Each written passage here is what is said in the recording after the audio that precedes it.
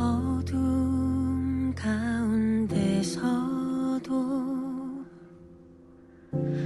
여전히 빛이 되신 주,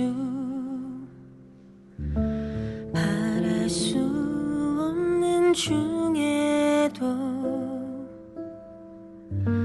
바라고 믿게 하시는 주,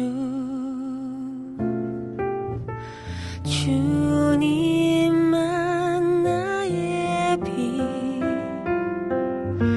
주님만 내 소망, 주님만이 생명의 빛, 주님만이 산 소망.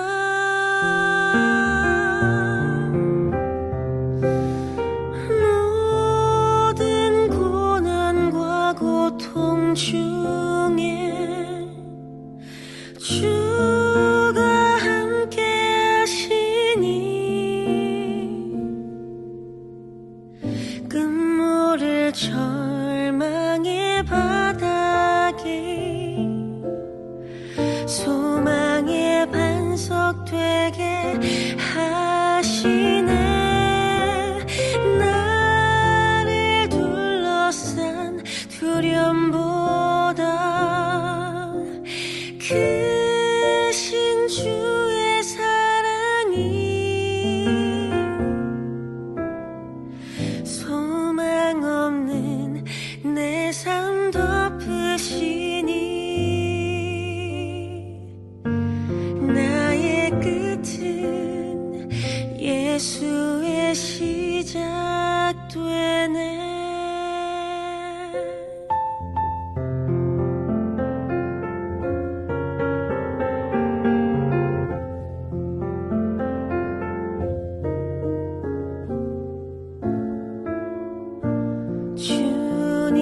주님만 나의 빛, 주님만 내 소망, 주님만이 생명의 빛, 주님만이 산 소망.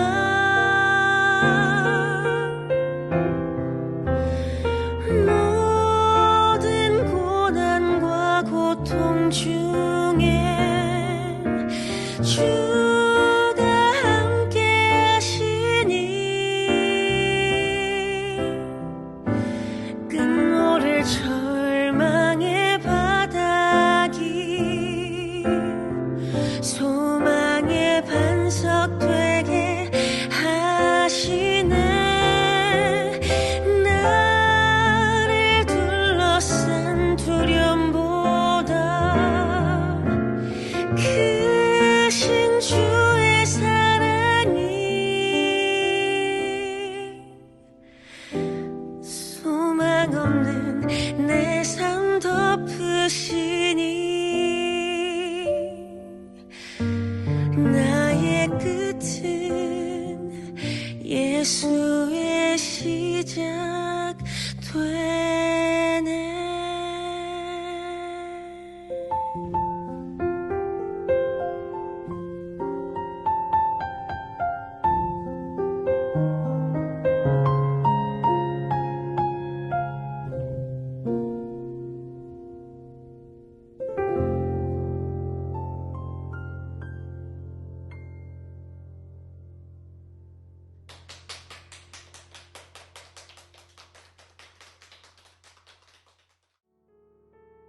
오늘 우리에게 주시는 말씀 역시 거룩한 공동체를 위한 다양한 법들을 제시하고 있습니다.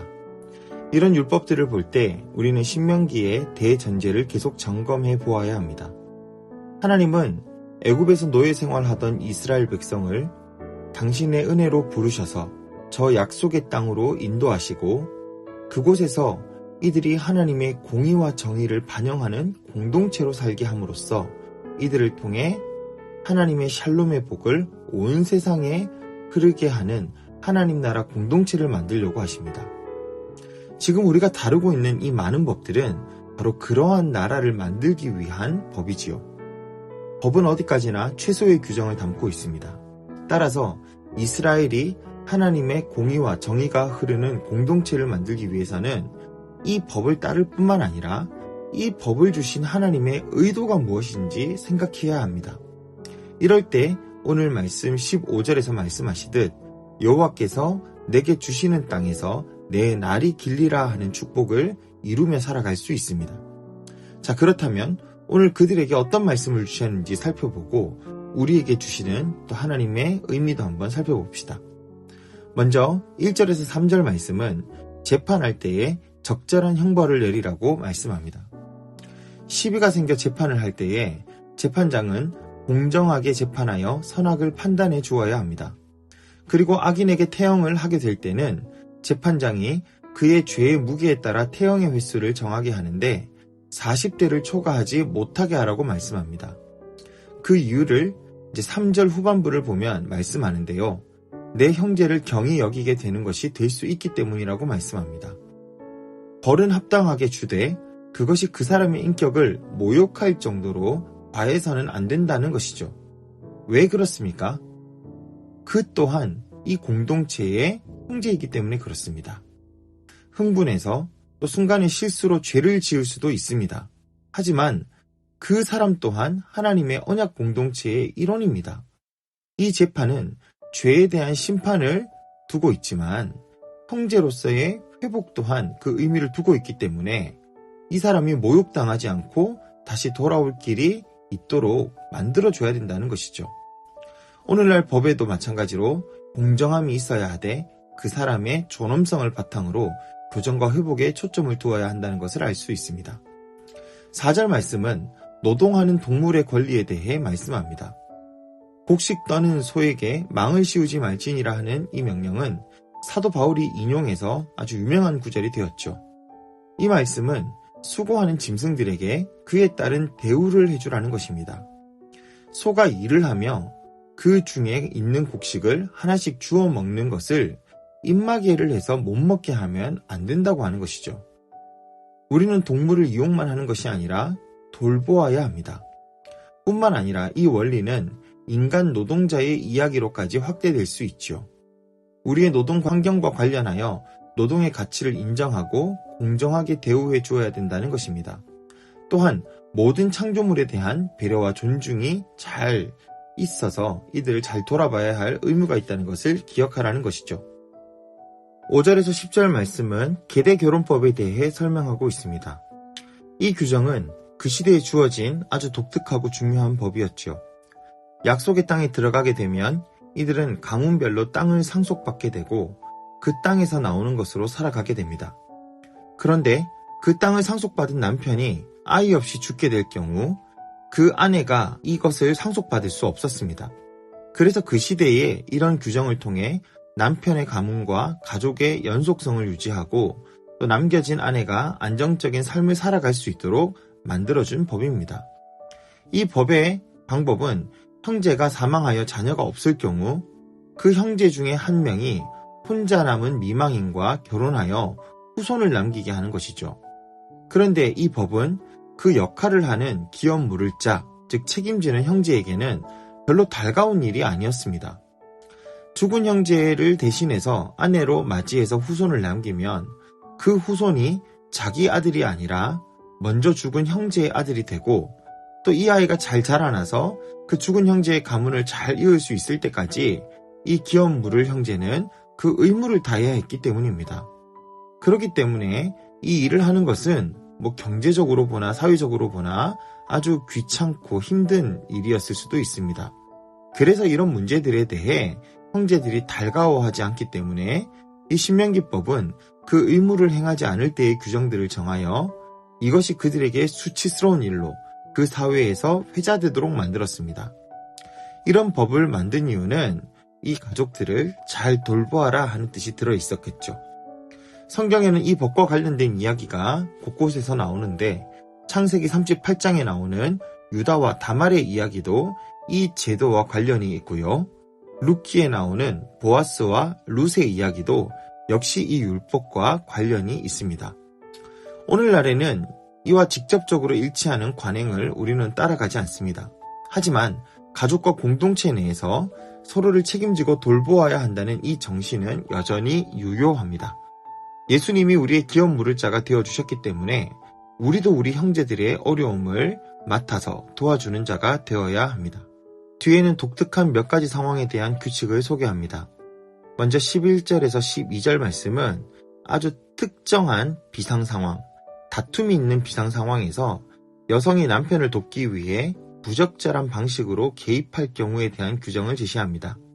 이는 당시의 문화적 맥락과 관련된 구체적인 지침으로 문제가 있다고 하더라도 서로의 신체를 불필요하게 접촉해서 서로의 존엄성을 유지하고 또 형제됨을 잊지 않게 행동해야 한다는 것을 말씀하고 있습니다.